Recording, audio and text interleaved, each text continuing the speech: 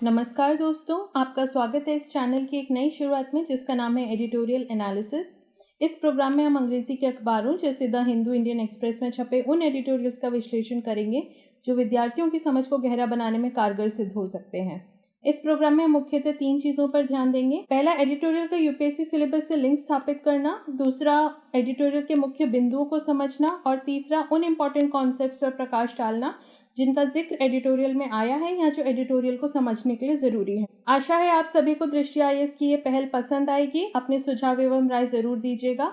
तो आइए शुरू करते हैं आज का एडिटोरियल एनालिसिस। आज का एडिटोरियल इंडियन एक्सप्रेस अखबार से लिया गया है जो इन ईसीज कोर्ट नाम से आया था और ये हाल ही में गुजरात हाई कोर्ट द्वारा लिए गए फैसले के बारे में बात करते हैं, जिसके तहत गुजरात हाई कोर्ट ने गुजरात स्टेट में हुए 2017 के चुनावों के अंतर्गत एक मंत्री की सीट को रद्द कर दिया है। यूपीएससी सिलेबस का लिंक देख लेते हैं। इसे आप जीएस पेपर 2 के तहत structure, organisation, functions of executive and judiciary में लिंक कर सकते हो। Salient features of representation of people act, क्योंकि ये चुनाव के बारे में बात करता है। और appointment to various constitutional post, parts and functions, क्योंकि इलेक्शन कमीशन ऑफ इंडिया और उसके अंतर्गत जो भी प्रणाली है उसके बारे में डिस्कशन करता है। की पॉइंट्स में एडिटोरियल बात करता है कि गुजरात में 2017 में जो चुनाव हुए थे उसके लिए हाईकोर्ट का जो हाल ही में फैसला आया है उसमें हाईकोर्ट ने इन चुनावों को रद्द कर दिया है। और ये जो फैसला है ये चुनाव आयोग के सामने एक बड़ा सवाल खड़ा करता है। चुनाव आयोग जो है, आपको पता होगा, इलेक्शन कमीशन ऑफ इंडिया जो है वो एक बहुत जटिल चुनावी की प्रक्रिया जो होती है भारत में, जो हमारे इलेक्शंस होते हैं उसका कार्यभार संभालता है। और इसीलिए उसकी ये जिम्मेदारी होती है कि ये सारे जो चुनाव है उसकी निष्पक्ष निगरानी रहे और स्वतंत्र तरीके से चुनाव हो। यहाँ पे किसी भी तरीके का किसी के लिए ना कोई फेवर हो ना कोई डर हो जब आप चुनाव कर रहे हो, और आपका जो वोट है वो सही तरीके से गिना जाए। इसीलिए चुनाव आयोग जो है उसके ऊपर एक बहुत बड़ी जिम्मेदारी होती है। लेकिन ये गुजरात हाईकोर्ट का जो फैसला आया है जिसमें इसने 2017 में हुए चुनाव की एक सीट को रद्द माना है, वो इस स्वतंत्र और निष्पक्ष निगरानी पे बहुत बड़े सवाल खड़े करता है। थोड़ा डिटेल में जान लेते हैं मामला क्या है। 12 मई को गुजरात हाईकोर्ट ने एक फैसला लिया जिसके तहत ढोलका निर्वाचन क्षेत्र, जो गुजरात में एक कॉन्स्टिट्यूएंसी है, वहाँ से जो मंत्री चुने गए, जो कि फिलहाल गुजरात गवर्नमेंट में बीजेपी की जो सरकार है गुजरात में, उसमें काफ़ी सारे पोर्टफोलियो संभाले हुए हैं उन्होंने, तो उनका जो चुनाव हुआ था उसको रद्द मान लिया है। और जो पिटिशनर ने दावा किया था, याचिकाकर्ता ने, कि इन इलेक्शन के दौरान चुनाव संहिता का उल्लंघन हुआ है, इसको हाईकोर्ट ने अपहोल्ड किया है। जो पिटिशनर था उसने कहा था कि 429 वोट्स जो पोस्टल बैलेट से आए थे उनको, जो वहाँ के रिटर्निंग ऑफिसर थे, आपको पता होगा कि जब चुनाव होते हैं डिस्ट्रिक्ट में तो रिटर्निंग ऑफिसर जो होता है वो ये देखता है कि कितने वोट्स आए हैं, उनकी काउंटिंग और उनका फाइनल रिजल्ट जो डिक्लेयर करता है वो रिटर्निंग ऑफिसर का काम होता है। तो वहाँ के ढोलका निर्वाचन क्षेत्र के रिटर्निंग ऑफिसर ने 429 वोट्स को अवैध मान लिया था और उन्हें अस्वीकार कर दिया था और गणना से बाहर कर दिया था। जबकि ये जो मंत्री जो जीत के आए थे उनमें और हारने वाले कैंडिडेट में सिर्फ 327 वोट्स का अंतर था। तो अगर इनकी गणना हो जाती तो शायद जो हार रहा था कैंडिडेट वो जीत जाते।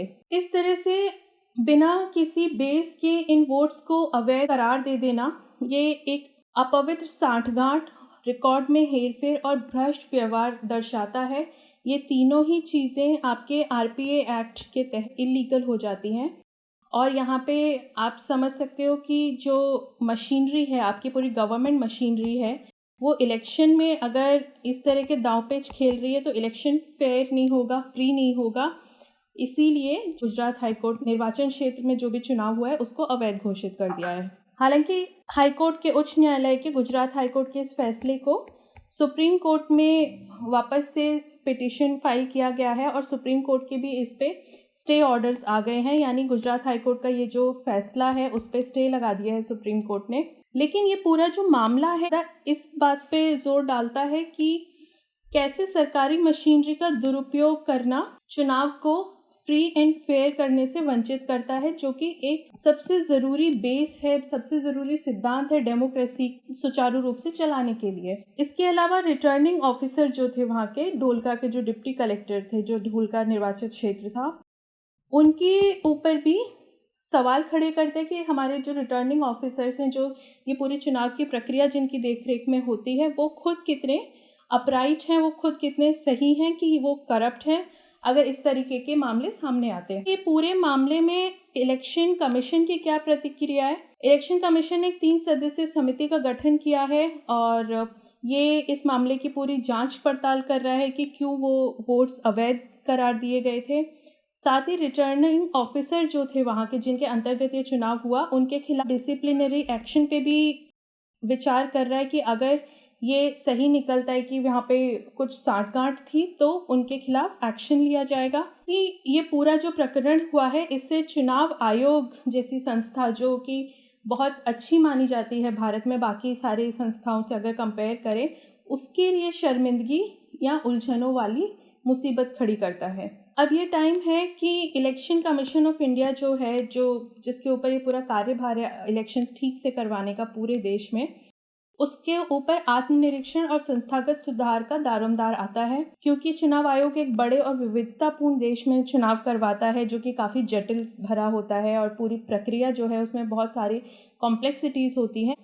इसीलिए ज़रूरी है कि ये इलेक्शंस जो हैं ये फ्री और फेयर रहें। गत वर्षों में अगर हम देखें, चुनाव आयोग का जो रिकॉर्ड रहा है, भारत के सबसे भरोसेमंद संस्थानों में से एक होता है और इसीलिए ये ज़रूरी हो जाता है कि जो भी चुनाव हो या जो भी चुनाव निरीक्षक हो, उसकी निरंतर निगरानी होनी चाहिए और अगर कुछ भी ऐसा मामले सामने आते हैं तो उसकी निष्पक्ष जांच होते हुए सख्त से सख्त कदम उठाने चाहिए। आगे की चुनावी प्रक्रिया जो है वो सही रहे, फ्री एंड फेयर इलेक्शंस रहें हमेशा। इस मैटर को बहुत सीरियसली डील करना ज़रूरी है और यहाँ पे सारी जो जांच हो वो इलेक्शन कमीशन ऑफ इंडिया को अपनी पर्सनल रिस्पॉन्सिबिलिटी पे करवानी चाहिए, जिससे उसके ऊपर लगे ऐसे कोई भी आक्षेप जो हैं उसको गलत ठहराया जा सके।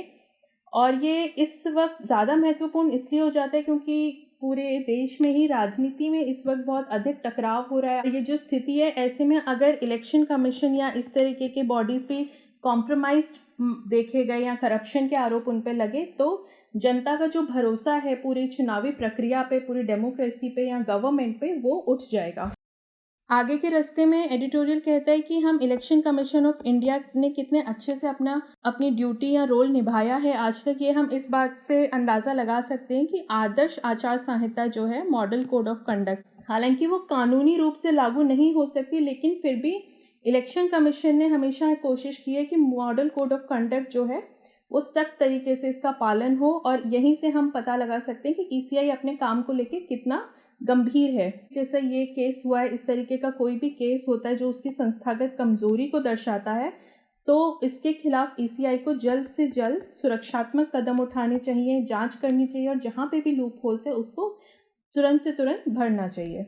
की कॉन्सेप्ट्स में देख लेते हैं। इलेक्शन कमीशन ऑफ इंडिया, सबसे पहले ये एक ऑटोनॉमस कॉन्स्टिट्यूशनल बॉडी है। ऑटोनॉमस यानी इसका जो पूरा कार्यभार है ये किसी और संस्था के ऊपर निर्भर नहीं करता, ये अपने आप में पूर्णतः स्वतंत्र है। कॉन्स्टिट्यूशनल बॉडी है क्योंकि कॉन्स्टिट्यूशन के अंतर्गत इसका गठन हुआ है। और इसका रोल क्या होता है? इलेक्शन करवाना लोकसभा में, राज्यसभा में, स्टेट लेजिस्लेटिव असेंबलीज में और offices of president and vice president में। इसे आप अच्छे से याद रखिएगा कि पार्लियामेंट और स्टेट लेजिस्लेचर, पार्लियामेंट यानी लोकसभा, राज्यसभा, स्टेट लेजिस्लेचर और प्रेसिडेंट और वाइस प्रेसिडेंट के ऑफिसेज, इन पांचों जगह पे जो चुनाव का जिम्मेदारी है वो इलेक्शन कमीशन ऑफ इंडिया है। इसका गठन 25 जनवरी 1950 को हुआ है। अगर इसका स्ट्रक्चर देखें तो चीफ इलेक्शन कमिश्नर होते हैं और इसके अलावा 2 इलेक्शन कमिश्नर्स और होते हैं।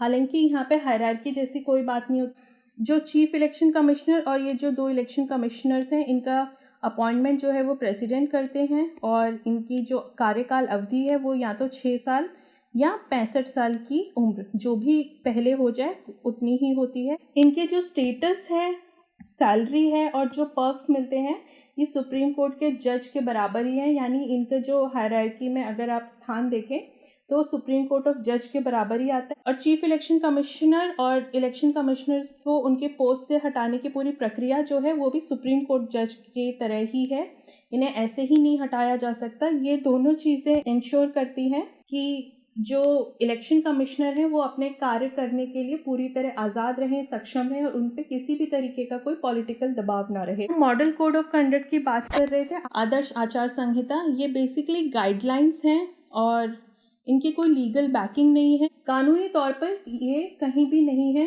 और ये सिर्फ गाइडलाइंस की तरह काम करती हैं जो इलेक्शन कमीशन इशू करता है। और ये मानना किसको पड़ता है? पॉलिटिकल पार्टीज को और कैंडिडेट्स को इलेक्शन के तुरंत पहले ये जैसे ही इशू होती हैं तो ये लागू हो जाती हैं कैंडिडेट्स पर, पॉलिटिकल पार्टीज पे। और ये बेसिकली बताती हैं कि आपको इलेक्शन के दौरान क्या करना है और क्या नहीं करना है। ये आर्टिकल 324 में जो फ्री और फेयर इलेक्शंस की बात कही गई है पार्लियामेंट और स्टेट लेजिस्लेचर में, उस जिम्मेदारी के तहत इलेक्शन कमीशन ने ये गाइडलाइंस जारी की हैं। मॉडल कोड ऑफ कंडक्ट नाम से कोई वर्ड आपको कॉन्स्टिट्यूशन में नहीं मिलेगा। कॉन्स्टिट्यूशन में सिर्फ एक तरीके की जिम्मेदारी दी गई है इलेक्शन कमीशन को कि देश में जो इलेक्शन है वो फ्री और फेयर होने चाहिए।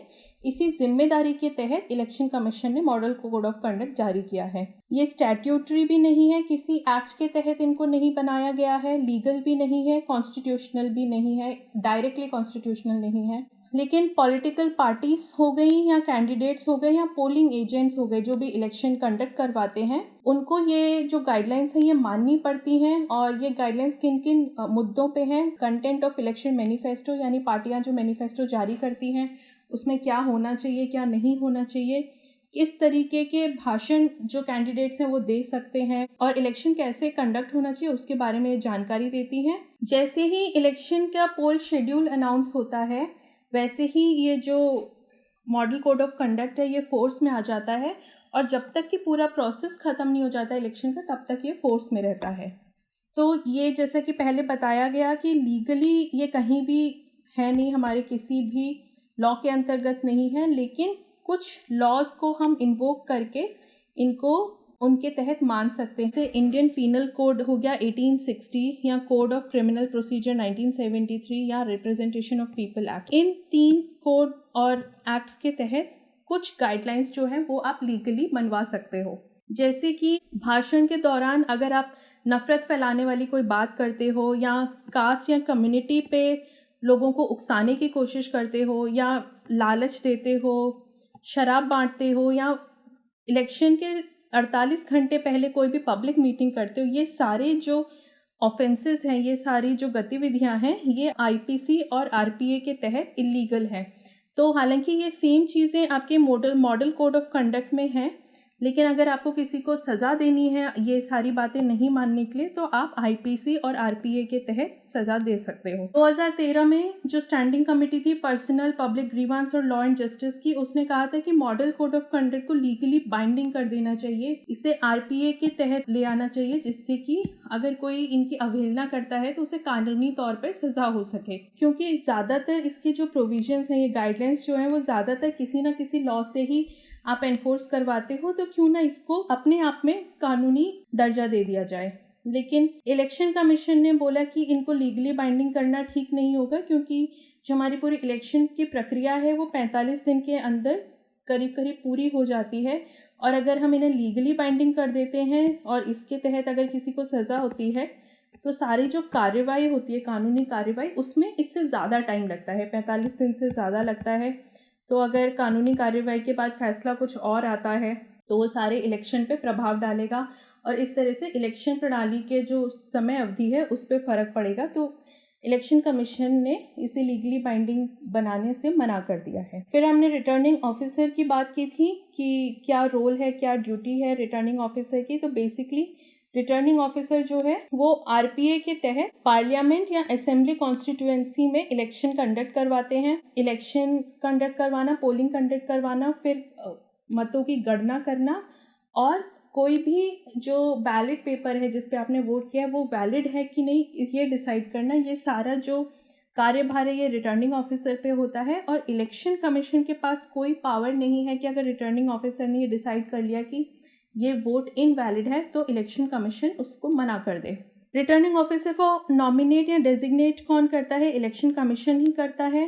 वो गवर्नमेंट या लोकल अथॉरिटी से कोई ऑफिसर होते हैं जिन्हें रिटर्निंग ऑफिसर बनाया जाता है हर असेंबली या पार्लियामेंट्री कॉन्स्टिट्यूएंसी के लिए। इसके अलावा इलेक्शन कमीशन ऑफ इंडिया एक और असिस्टेंट रिटर्निंग ऑफिसर भी अपॉइंट करता है जो रिटर्निंग ऑफिसर की मदद करता है वहाँ का किसी भी कॉन्स्टिट्यूएंसी यानी कोई भी निर्वाचन क्षेत्र में इलेक्शन जो है वो सही तरीके से सुचारू रूप से पूरी तरह हो, इसके लिए ये 2 ऑफिसर्स ECI अपॉइंट करता है। प्रीलिम्स में आपसे इलेक्शन कमीशन ऑफ इंडिया के बारे में पूछा जा सकता है। इसके हमने संरचना देखी, ऑफिसर्स देखे और उनके पद और कार्यभार क्या होता है।